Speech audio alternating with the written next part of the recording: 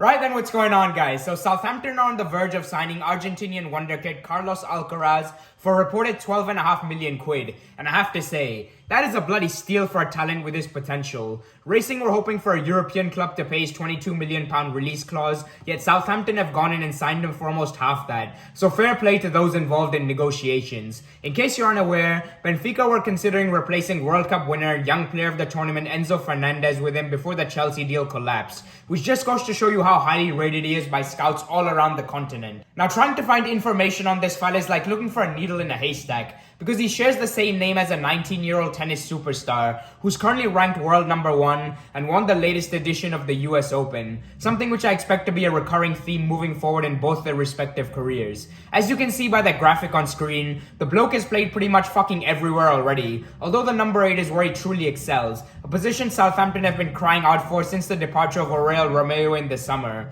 Alcaraz's brilliant first touch and incredible ball-carrying ability are what allow him to thrive as a box-to-box midfielder. When you couple those with a powerful and direct dribbling style, along with an eye for goal and impressive free kick technique, you have a player for whom the sky is well and truly the limit, even if he's unlikely to be given set-piece duty anytime soon at St. Mary's. His 12 goals and 6 assists are a fine return for someone so young, and those numbers are courtesy of his intelligence to ghost in behind defensive lines and arrive late into the box, which will likely only improve with age. I'm not entirely sure how Nathan Jones intends to utilize him, but the kid generally plays as the most advanced of a 3-man midfield in order to lead his team's high press, which is precisely why he has excellent numbers defensively too. The only thing Alcaraz has to be careful about is his temperament. He's prone to bookings and currently picks up a yellow card once every 3 games, and has already been sent off twice in his 83-game career too, one of which came in a now iconic game against Boca Juniors that made headlines all around the world. For those of you who might have missed it, Alcaraz scored a 118th minute winner against Boca in the Argentinian Cup final and sparked a brawl by celebrating in front of opposition supporters.